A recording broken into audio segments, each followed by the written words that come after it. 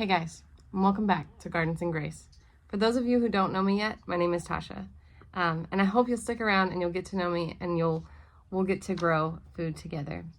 Today I want to talk about something that most people might find a little weird, but I think it's awesome and I think it can be incredibly beautiful and functional, and that is growing food in our front yard garden beds. Growing food right alongside either our perennial shrubs or flowers or whatever it may be, but growing food in the prime real estate space of our front yard garden. And we can do that and it'd be beautiful. I think a lot of people have had a hesitation to growing food in the front yard in the past because they're afraid of what it might look like. Gardens, typically, when we think of gardens, we think about vegetable gardens. Specifically, we think about trellises and we think about, strict rows, and we think about tomato plants that vine everywhere and watermelons that go all over the place. And all of that is true. But we can take a space, grow food in it, and make it beautiful. And that's what I want to talk about today. That's actually what I want to show you guys today. I want to go through that with you.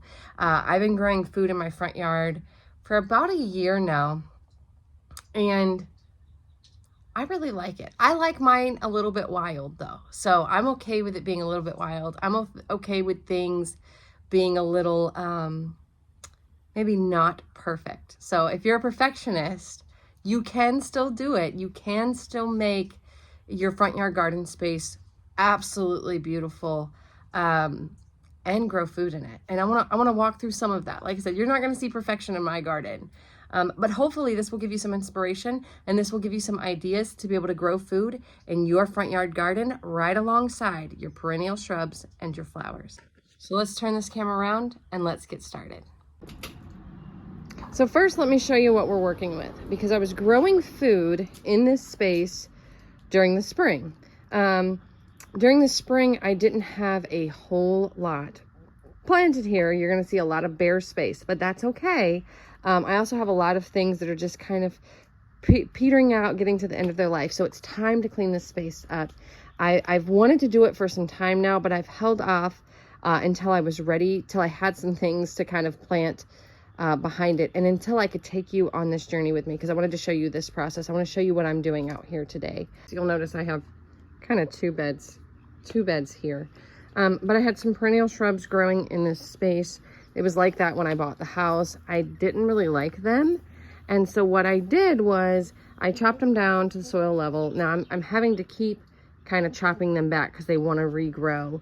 I could have dug up all the roots. They have a ton of roots, and I could have dug that up, but there's a lot of piping that goes here. I didn't want to do a whole lot of digging in this space. You'll see that this one's kind of trying to grow back. What I'm hoping will happen is, as I continue to cut this back, it will eventually die off. So that's kind of what I'm doing. You'll notice as we walk through the garden space, there's some flowers, there's some things kind of dying out, some things that are starting to bulb up. I'm leaving this cabbage in hopes that it will come to fruition. I have some cabbage over there that's like just been absolutely destroyed and decimated by pests. I have some things that are bolting that because it's just too hot. This is a cosmos that I've planted. Here's some, I believe these are impatiens. Yes, these flowers are impatiens. They're surviving. I don't know that they're doing great, but that's okay. I have a lot of flowers coming up in this space, a lot of things that we seeded. We already have some, as you'll see, some zucchini plants, summer squash plants. I've got a couple different varieties of summer squash planted in this space. I hate my shadows in here, but it's just kind of the way the sun is right now. So the very first thing we're going to do is we're going to clean this space up. I'm going to go ahead and pull out things that are dying off, things that we no longer want in this space. We're going to pull those out. You'll see that I have some things I've already started because I didn't want the space to be bare. So these are beans. This is spinach. It's just too hot for the spinach. It never did quite bulb up. I don't do well growing spinach here in the spring. I can grow it in the fall. I can even grow it in the winter with a little bit of frost protection. I'm in zone 8A, so we don't get ridiculously cold, put it that way. So usually I can actually grow spinach and some lettuces, some cold hardy lettuces. I can grow those through my winter here with some minimal protection. And I can grow them in the very like late part of winter, early part of spring. Once I get past about April, it's just not, it just doesn't work. And so we're in the middle of May right now. So I can't really grow that here at this late in the season. Even though it's early in the season for spinach, for me, it's pretty late. Interesting enough, look at my lettuces. Those are still beautiful. I'm still harvesting a ton of food off of these lettuce plants. And I'm gonna, as long as I can harvest it without it being bitter, as it gets warm, they do tend to get bitter. So I'm gonna kind of cut these back. I'm gonna do some harvesting this evening. When it's a little bit cooler, I'm gonna do some harvesting this evening. And do a kind of cut and come again style. That's what I've been doing with this lettuce. I'm not allowing it to bulb up very big. I'm cutting it as almost baby greens. This is a little bigger than baby greens, actually. The point is I'm harvesting it. I'm not allowing any of this to head up. I'm just growing leaf lettuce. The other thing that you're gonna see that I really tried to do here, I have some in the backyard, so I'm not too upset. This cabbage is riddled with pests, okay? Now, the reason that happened, all of my cabbages over here are riddled with pests. The reason that happened is it's just too hot. It's just too hot. Cabbage needs those cool temperatures. And again, I do better growing my cabbage in the fall here in Zone 8A, North Carolina, or in the winter. I can grow cabbage in the winter. It's very cold hardy. So with minimal frost protection, I can grow cabbage here through the fall, through the winter. Spring, it just doesn't do well. I tried to grow some just because I wanted to, but you can see, I mean, and it's heading up right now. I could like cut back, if I wanted to, I could cut back these leaves and go ahead and allow this to head up and eat what it produces. I'm not gonna do that. I'm gonna go ahead and throw it to my chickens. They're gonna love the little tiny bugs that are in here and all of the cabbage that's here. So I'm gonna give it to my chickens and they will have, it'll be great food for them. So, all right, we'll go ahead and clean up this space and then I'm gonna show you what we're planting here. I was cleaning out my front garden bed and I just finished pulling a ton of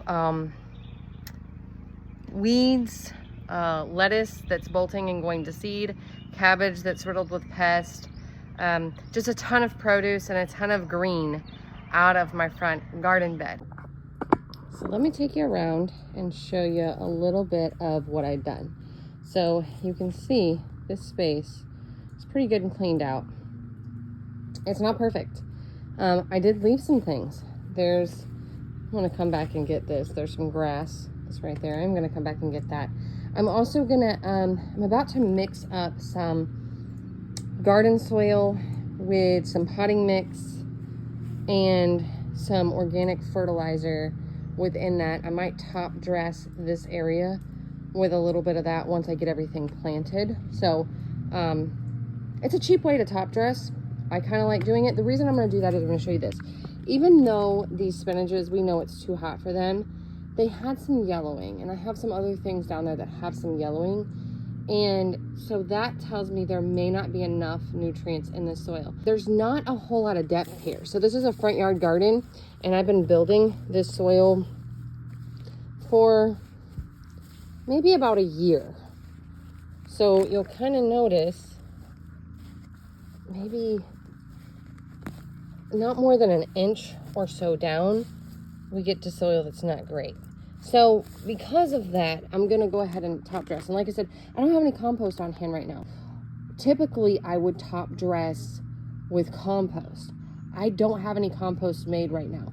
The compost that I have making will be ready around the fall. I do a lazy compost. That's something that I do. Now, if you wanted to get compost quickly, you can do it in 30, 60, 90 days if you continuously turn it and you worry about your ratios. I don't do any of that. I will talk to you guys a little bit more about that in a later future video about composting the lazy way, about composting in ways that where we can get compost quickly. I will talk through some of that. I have done it in the past, but it's not something I like to do. I don't want to spend the effort and the energy to turn a compost pile every couple of days. I did leave a few cabbages. I'm going to show you those really fast.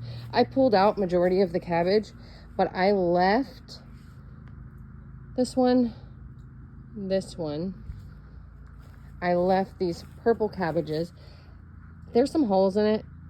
Pests have been here, but they have a lot less. They're a lot less susceptible to pests than the green cabbage in my area for whatever reason. I actually don't know why that is. If somebody does know why that is, please throw it down in the comments. And here's that lettuce. Like I said, that lettuce is looking beautiful, even though we have 80-degree days. It's absolutely ridiculous.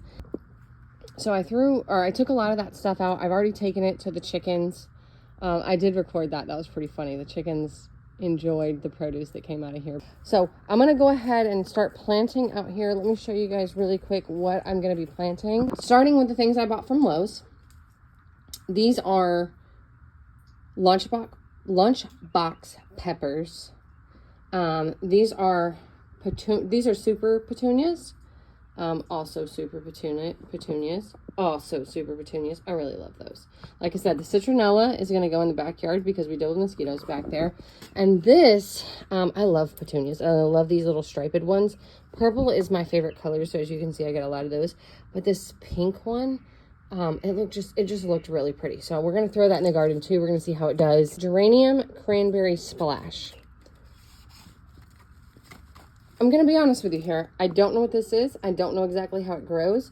I thought it was really pretty, and I thought, you know what? This would look great in the front yard garden. I want to see how tall it gets and how much space it needs. I'm going to look that up. Actually, let's see if it's on the plant.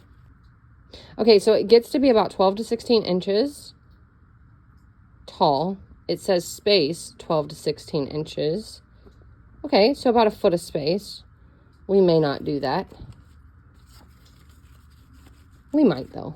In the front yard garden, I like for it to look really full. So a lot of times I will plant things a little bit closer together maybe than I would in the backyard garden, because I want this space to look really lush. I want it to be aesthetically pleasing and visually appealing. So because of that, I will do things out here maybe that aren't as good for food production.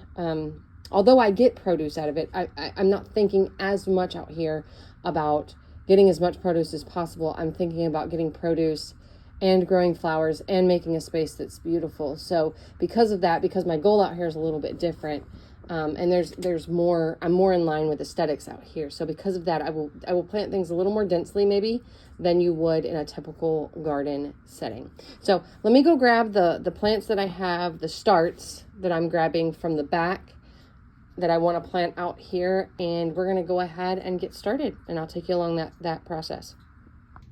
So there is this misconception. There's this misconception that when it comes to peppers that you should plant them deeply like we do tomatoes. We plant tomatoes really deeply because roots will form along the stem and it will strengthen the plant. Over time, creating a healthier tomato plant.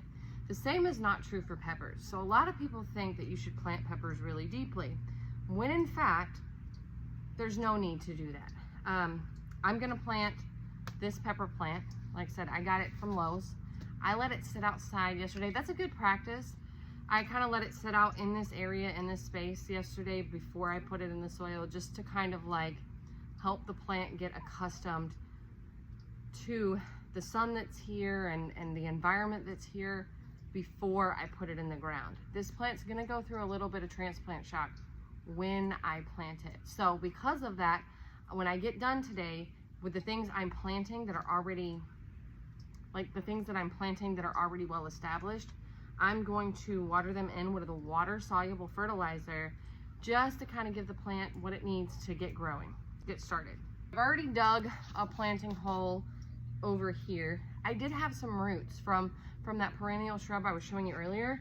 There was some roots that are still here. So I went and actually grabbed my saw and got rid of those roots that were still here. And that's just gonna be what it is until all of those things die. All right, so I went ahead and tried to mound up the soil around this pepper plant. The soil, like I said, the soil here is not great yet. We're getting it established. Over the next year or so, it's gonna get better and better and better. But it doesn't have to be perfect to start with. And this soil is certainly not perfect to start with. So I'm gonna go ahead and plant I planted one pepper plant here. And I'm gonna go ahead and plant the other pepper plant right back here. I'll show you those when I'm done. These are the things that I went and grabbed from the backyard, or yeah, from my seed starting table that I've already started seeds on. I have some flowers. Oh, look at this. I have some flowers and I have some herbs and I have some things. So we're going to pick some stuff to plant out here. Here's some cosmos. I really like those. I like those in this front garden bed, so we're probably going to go ahead and find a place for the cosmos. This, I wish you guys could be here to smell this. I have Tulsi basil or holy basil and lemon basil. Believe it or not, I started these at the same time. I have some zinnias, some large zinnias, some dwarf zinnias. I have Egyptian spinach, which is, interestingly enough, not a spinach. It is, but it is an edible green that tastes fantastic. So I grow that both for us, and my daughters have bearded dragons. The bearded dragons love this Egyptian spinach, and so a lot of times I grow it for them. Here is an Italian, just a regular Italian basil. Here's some oregano. This oregano is not ready to be planted. Man, I wish you could smell this. It smells fantastic out here. But this Italian oregano is not ready to be planted in the garden just yet. But we're going to go ahead and get this basil planted out so that we have space for the Italian oregano to grow up. Oregano takes a really long time to germinate. I've got some bachelor buttons. I've got some blue bachelor buttons and a bachelor button mix. I don't know that we're going to do the blue out here. I don't know that well, I might do the blue out here. Who knows? Who knows what I'm going to wind up doing? We're going to find out. Like I said, those cosmos. Here's some more. This is not going to get planted out. It's just in the tray. It's just not ready yet. Here's some more holy basil and some lemon basil. This is going to go in the backyard, probably near the tomatoes. And this is more Egyptian spinach, which it's not ready to be planted out yet, quite yet either. So we're going to leave this guy. We're going to leave these two. We're not going to plant those out. But the rest of this, we're going to start planting out. So I think the very first place I'm going to start, I'm just going to kind of start filling in the holes. And I'm going to find places for the flowers. I'm going to find places for those transplants. If you were to do this, I would suggest, well, number one, start from seed if you can, because then you'll get a really full, luscious space that's filled and things growing up at the same time. Obviously, I had birds. I said earlier, I had a lot of birds come and take the seeds that I had planted out here. So I wasn't able to start everything from seed. So like I said, I'm going to go ahead and finish planting out this space. I was kind of debating because I want to do the top dressing, and I want to show you guys how I make that up, because I feel like it's really simple to do and people overcomplicate it all the time and add all of these additional things. So I was kind of debating about what I'm going to do first, but I think I'm going to go ahead and plant. Then I'm going to show you the process of creating the top dressing and top dressing everything, and then we're going to water it in and we're going to see what it looks like, and it's going to be beautiful. So I'll see you guys back in just a moment. So as I'm going through and I'm planting up this garden, I've just been kind of filling in the spaces with the flowers and the things from the plug trays that I had started from seeds, the things that I had bought, the flowers that I had bought yesterday. And I wanted to show you guys the process of popping this basil out, or really any plant, out of a plug tray and planting it into the ground, because it's really, really simple. So this basil has been growing in here for a few weeks. And what I'm gonna do, first we start with digging a hole. Now, I dug this hole. Let me see if I can show you this hole. Hopefully you can see that. So I dug this hole. It's not very deep. It doesn't have to be, because this is a plug tray. There's not a lot of soil in here. So you just need this, the amount of soil that's in this plug tray to be able to go into that hole without there being a whole lot of space left. So now I'm gonna go ahead and pop this guy out of the plug tray. So the way that I do that It's quite simply this. I'm gonna grab from right here. I'm gonna squish the bottom a little bit and kind of just gently pull it out, okay? This is a little bit root bound. You'll see the roots are kind of just, you can just see the roots are a little bit bound up. They're a little bit wound up. And so I'm gonna just pull the roots apart at the bottom here. And I'm gonna go ahead and pop this into the hole, right? Now I'm gonna backfill the soil. Best practice would be, because I'm gonna top dress it, I'm just gonna backfill it with this soil that's here. Now there's a little bit of wood chips in this garden bed. I got a lot of them out. They were here when I moved in. There are a few that are still here. Those wood chips that are still here are really old. So if it was fresh wood chips, I would worry about those wood chips pulling the nutrients from the soil. So pulling specifically nitrogen to break down, for the wood chips to break down. But because these are so old, I'm not as worried about it. Either way, best practice, you want to keep the wood chips on top of the soil. You don't want to bury the wood chips in the soil if you can help it. That's how you get a plant out of a plug tray and get it planted into the ground. This is my basil. It's now in the ground. I'm going to continue on. I have a few more to do. I have this other basil plant I'm going to do on the other side. I've got a couple of flowers still over that way that I'm going to finish planting in the ground, and then I'll turn the camera back on and we'll walk through that process of creating the top dressing that we're gonna put in this space. So like I said, I'm gonna use 2 bags of garden soil, just an all-purpose garden soil. I got each bag for $3. I'm gonna use my potting mix that I got for $8, and I'm gonna use my organic granular fertilizer that I got for $6. I'm not gonna even use half of the bag of the organic granular fertilizer. I'm gonna use a little over a quarter of the bag probably. So if I calculated that up, it's $6 for the 2 bags of garden soil, $8 for the potting mix, so that's $14. And then if I add in the organic granular fertilizer, that's another $2. So we're looking at $16 to amend and top dress this bed. For it to be able to grow food throughout the season. I'm also going to come through, just because the soil isn't perfect. Like I said, we're building soil. That takes time.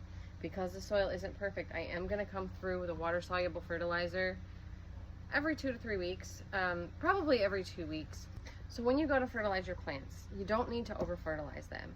Double check your plants. Do they need fertilizer? Are there any yellowing of the leaves? Do your plants, do they look sickly? Do they look green and lush and healthy? If so, you may not need to add fertilizer every 2 weeks. You may not even need to add fertilizer once a month.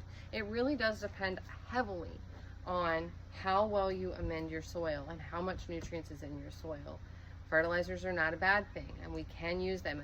My suggestion is just whatever kind of fertilizer you use, do your research, use the fertilizer responsibly, use it when your plants need it. Don't be afraid of it, but use it with wisdom, use it with common sense, use it when needed. We don't need to overdo it though. Let's not overlove our plants by adding too much fertilizer. So let's get back to this. Let's get back to adding this, or to creating this amendment that we're going to top dress our bed with.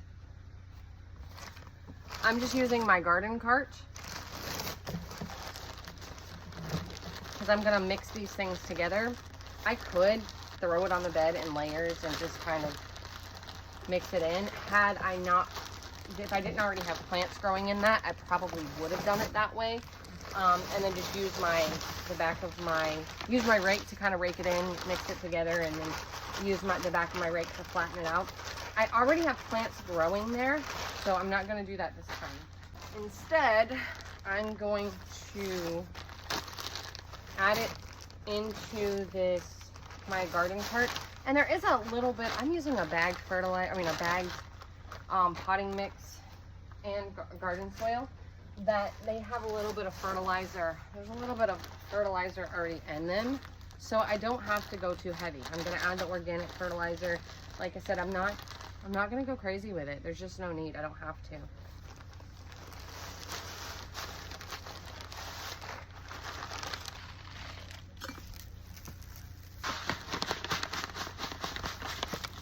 as I mix this in, I'm gonna add more of that fertilizer, but I want to go ahead and start getting it mixed in before I add too much. Mix it up kind of well.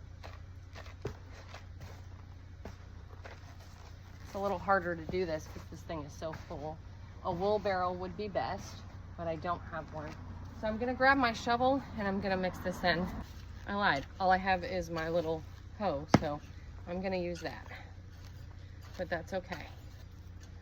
All right, I'm gonna go ahead and add another handful or two of my granular fertilizer, and we're gonna get ready and we're gonna top dress the bed. So let's go ahead and get over there and start top dressing the bed, and then we're gonna water everything in. I'm gonna rake it, make it look, we're gonna top dress it, we're gonna rake it to even everything out, and we're gonna make it, then we're gonna water it in. Everything's gonna be beautiful by the time we're done.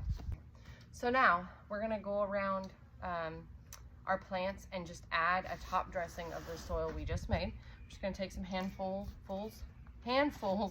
of the soil and just throw it in the garden beds. It doesn't have to be perfect. We don't have to add too much. We're just doing a quick top dressing, and we're just kind of spreading it around the plants.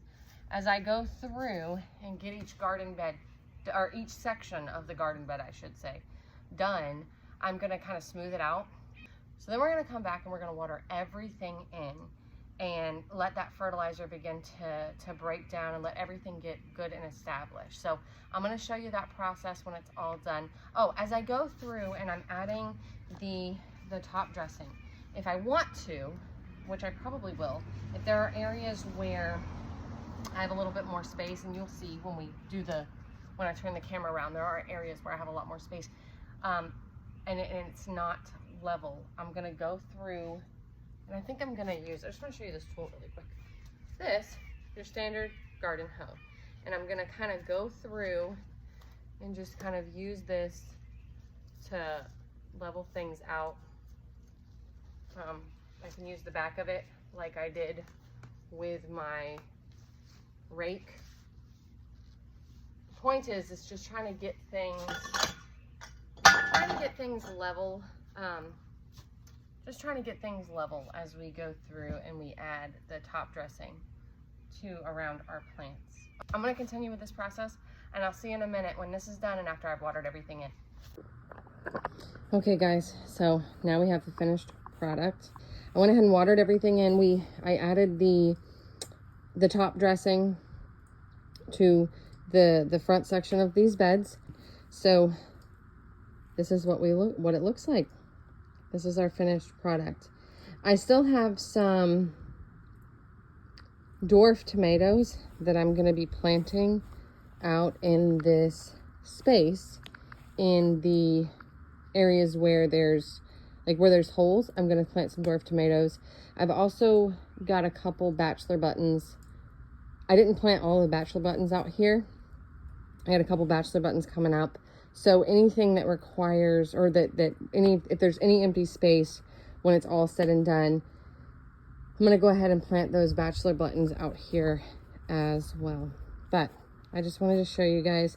Now, all of these things, it looks kind of sparse right now because, you know, it takes time to get things established. Oh, I did forget to do this. Well, I didn't.